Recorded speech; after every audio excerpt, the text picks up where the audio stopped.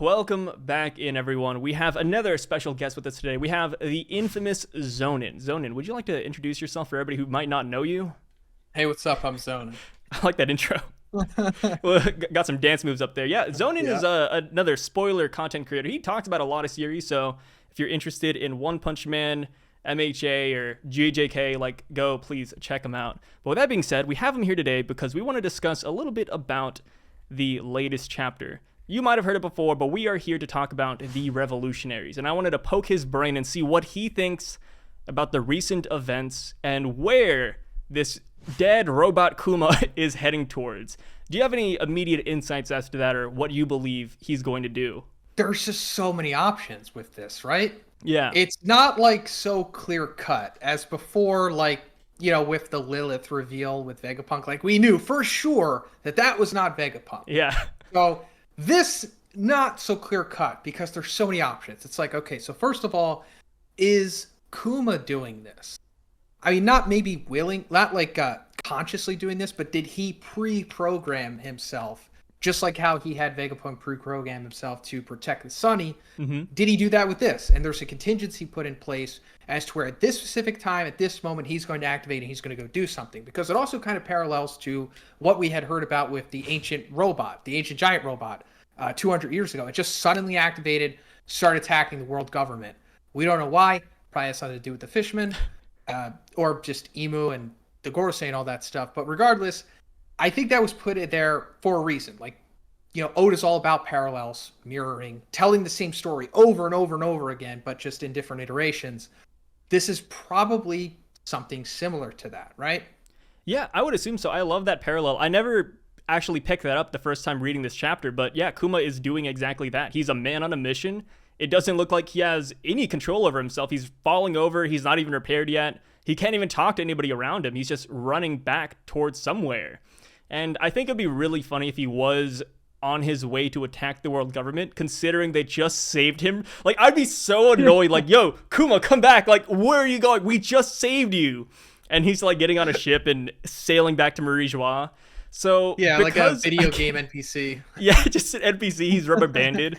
Yeah, so because of that, that's why I am kind of leaning more towards him potentially going back to Egghead Island. And if you guys want to check out other great creations, this video is also sponsored by Ridge. If I were to guess what kind of futuristic technology or inventions that the ancient kingdom in One Piece might have had, the first thing that comes to my mind are the amazing products at Ridge. I personally have the black Damascus steel Ridge wallet, and it has done wonders keeping my cards unbent and secured. And not to mention, this case, it is scratch resistant, RFID secured, and also holds up to 12 cards, cash on the back, and it also comes in 30 different colors and styles. There's a style out there for everyone. And if you thought all Ridge has to offer are wallets, then you are wrong, because they now also offer one of my new favorite additions to my persons,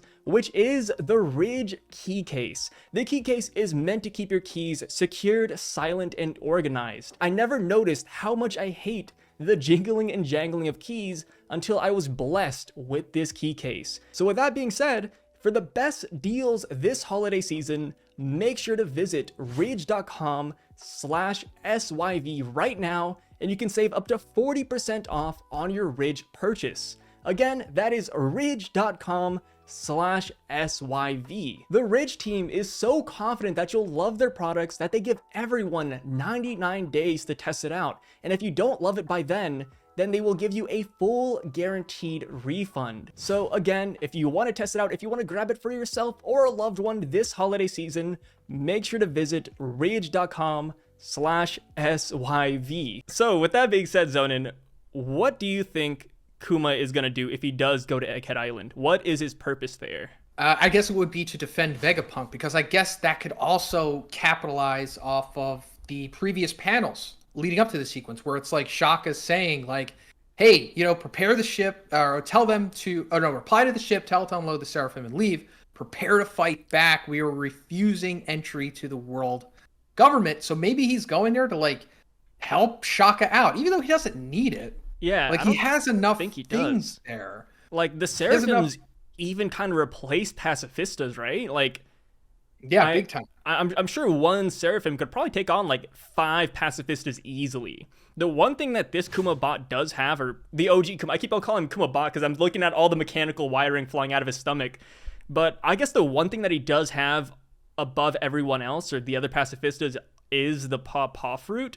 But even then, since he's a robot, does he really use it or utilize it well? I'm saying, like, I guess he's still partly human if the fruit hasn't left him yet. It's like, what does it take for the fruit to leave you? Do you have to just straight up flatline, or Yeah. Oh, that's a whole yeah, other that's thing that we weird, should right? talk about. Because he Yeah. ate it as a human and then he started getting modified and then he eventually just like isn't there anymore. So you could argue that maybe the machine ate the devil fruit because we know Vegapunk can give inanimate objects devil fruits. So maybe that has something to do with it, or does he just always have it? It's so strange to think about. With that being said, though, another theory is that he's going over there to help Bonney because CP0 declares that they want to exterminate her. So maybe that's the trigger, right? The one thing that the father would want to do for the daughter is maybe just protect her in the very end, which I think would be very wholesome. And, CP0 goes on and says, hey, that pest keeps on getting away from us and that she served her purpose. But now I'm wondering, what was also her purpose? Do you think she might have been bait and that's why Kuma offered himself up? Or do you think she had some other purpose that had to do with her devil fruit? Because an ongoing theory that I'm sure everybody who's not under a rock has heard of is that the Gorosei are using Bonney's aging fruit to make them, in a way, immortal. Because she'll just keep on aging people down so that they never die.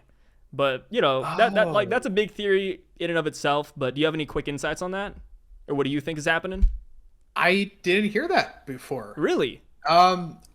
I've heard tons of theories as to how the Gorosei stays youthful. If the Gorosei are immortal, like they've been the Gorosei for like the last 1,000 years, which there's some evidence that says that they're not, because I guess in like a couple chapters ago or something, they say like at one point the Gorosei did this, like speaking as if they're like speaking of like another Gorosei.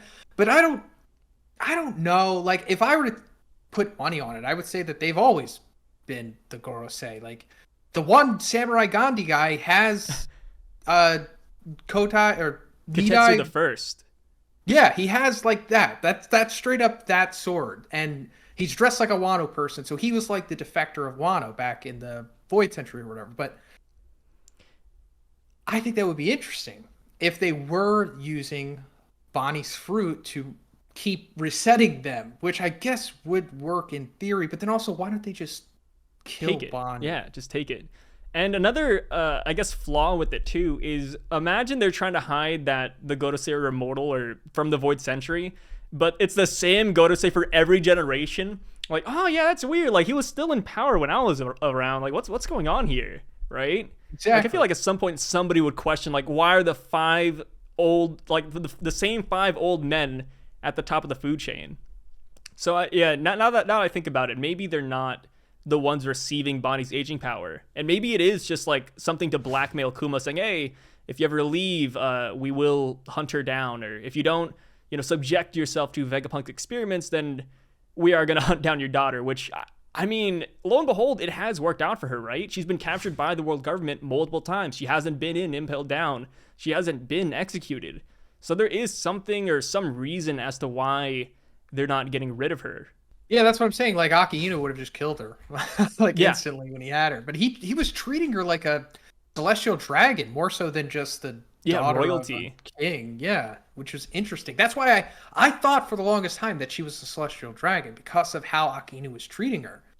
But obviously, in hindsight, it made way more sense that she was the daughter of Kuma. But I don't know what her significance is. Yeah, that's still a big mystery. And I hope that this arc will explain everything about her as well, which I'm sure it will, right? We've tackled all the supernovas. The only one that we're missing is Bonney and Rouge, who we don't even know where that guy's at. So with that being said, quick question. Do you think he's going to show up on Egghead, or do you think he's being saved for the next arc, or potentially Elbaf? Rouge? Yeah. I have no idea. Maybe Elbaf, possibly. Yeah, he is kind of big. Because I guess there has to be like a supernova for every new arc, right? Or something like that, or multiples. So yeah, maybe Elbaf or something, because I don't know, just a Rouge, he will come around. Him being a, what is he, a Birkin? Yeah, he's a Birkin. So, like, that's obviously one of the most significant races in the series, which we don't fully understand yet. We assume they're aliens or something like that. So, I'm sure he'll give us insight into that or something. Yeah. And with that being said, going back to Kuma's situation, there was one kind of cracked theory I read or that has been floating around, and that's Kuma is going to save Sabo. Like, he found Sabo, maybe he's going to Lelucia. And that one is such a strange one. And there's not really any evidence to back it up. But I thought I might as well mention it here because I saw some people in the last couple of videos commenting about it. And it's like, yeah, he could be going to save Sabo, but how would Sabo be in contact with Kuma? How would Kuma know where to go? And, it kind of goes back to what I said originally. Like, he's actually just a robot that's stumbling on the ground. How is he going to get anywhere? Because at the end of the chapter, you have Dragon and Ivankov saying, hey, just stay right here. Like, you're like, we are not done fighting. Like, we're just getting started. So it seems like they might follow Kuma, or they're trying to get him to stay in Kamabaka Queendom. So it's just a weird thing to think about. And he does have one of the best travel mechanics in the series, which is his paw fruit. Oh, shoot. But it goes back to him being a robot. It's like, can he use the paw fruit to send himself to another place? If he can, why is he stumbling on the ground? Maybe he just hasn't thought of it yet. But can he think because he's a robot? Like, it's like a paradox. It's like the Schrodinger's cat of One Piece, right? Like, is he is the cat alive in the box, or is he dead? Who knows? Schrodinger's Kuma's consciousness. Yeah, Schrodinger Kuma's consciousness. I mean, like, yeah, will he even get restored? Will he get his consciousness back? Nah, dude. I didn't even think about that. But in theory, he could paw fruit himself to wherever he wants to go. Yeah, everyone, dude. Imagine if he was going to Egghead and he paws Ivankov and Dragon with him. Oh, actually, that would be too good. The whole revolutionaries, and they're the ones who beat CP0. Like, come on. No, that's too good. Too cracked. I mean, I would love it. I think we've earned to see Dragon in combat at this point, but I still don't think it's coming yet. We still got like another year. Yeah. he can't reveal all of his tricks yet. But another thing with Dragon fighting, though, is that, we got the backstory that he was a pacifist at one point. We don't really know if he's still a pacifist or not, because we've never seen him fight, right? We've only seen other people fight for him. Do you think Dragon is still a pacifist? Do you think he's, like, one of the highest bountied characters in One Piece without ever fighting? You know what? That would be interesting. And it would be different, because, aside from just having, like, another super mega powerhouse out there, it's just he technically is, but he just never fights. And while that would be disappointing for a lot of people, and certainly anticlimactic, I wouldn't be mad at it. Like, if it ultimately comes down to Dragon's about to, like, have to force to defend himself, and he just doesn't, I would be like, wow, that's different. Yeah, didn't expect Sucks, but I accept it, and I respect it. He turns out to be like a Judge-like character. We all thought Judge was really strong, and then next thing you know, he's breaking down at a table. Yeah, exactly. That would be very disappointing, and that's why I kind of feel like Oda wouldn't do that, because so many people have made like power scaling videos of Dragon, saying, "Oh, like what crazy Zoan Devil Fruit does Dragon have? What Logia does he have?" And it's just nuts if he just turns out to still be a pacifist. But we can tell that he still is. He doesn't like death, though, right? Because back when Sabo was rumored to kill King Cobra, Dragon was pretty pissed. Yeah, that kind of rubbed me the wrong way. And he said, even if it's you, Sabo, I won't forgive you. Like, whoa, dude, this is your second in command. But he didn't even give him the benefit of the doubt. Like, if somebody told me that, like, I don't know, you, like, killed somebody, I'd be like, of course he didn't. Who did you hear that Dude, from? he reads I would One be Piece. I'll be like, wait, you're telling me Sai did that? I'll never forgive him. If it's true, it's like he knows Sabo. Like, he raised him. He was a kid. He actually raised him. He's known Sabo longer than Luffy, bro. Yeah, he knows he's more of a son than Luffy is. Yeah. So, like, I guess it just goes into Dragon. It's just no nonsense. Yeah. Just he's just like that. No killing, man. Which, I mean, I'm wondering how that's gonna go down when when they start moving, because it looks like their war is starting now. So it's like, okay, are they gonna go around like not hurting people? Which I guess makes sense, because if you look at the revolutionary leaders that went to Lelucia a long time ago, Bello Betty, the dude with the steampunk Lindbergh, like Lindbergh, Morley, Karasu, like, Morley, yeah. yeah, none of them really have any lethal abilities. We all expected them to be like really big fighters, but they seem all like support characters in a way, more so than people who just go around running and gunning. So I guess it fits with the theme or thematic here. I mean, Kuma even has a Bible with him. He's called a pacifista. Ivankov can wink at people. So I guess in a way, like, it kind of has been built up that the revolutionaries aren't killers at all. They are just freedom fighters. Yeah, I like it. It's refreshing that there's Yeah. just not just another beast force out there that's just going to destroy everybody. Like, Yeah. they really are like that one fact. Like, there are, truly separate and different factions in the One Piece world. There's the pirates, the anarchists, they'll just do whatever. Then there's, the world government, the Marines, the authority, and then the revolutionaries who are like the true, paragons. Yeah, they're in the middle. But yeah, hey, thank you for your insight, man. And thank you, everybody, for showing up to this little conversation as well. It's a good old time. We just want to discuss a little bit about One Piece, a little bit about the chapter during the break week so that, we keep the One Piece conversation going. And with that being said, Zonin, do you want to shout yourself out one last time for everybody who made it to this point? Nope. But hey, check out Ridge Wallet. You'll have the link in the description below this video. Ridge.com/SYV. Be sure to go check them out. And thank you again, Ridge, for sponsoring this video. Peace out, y'all.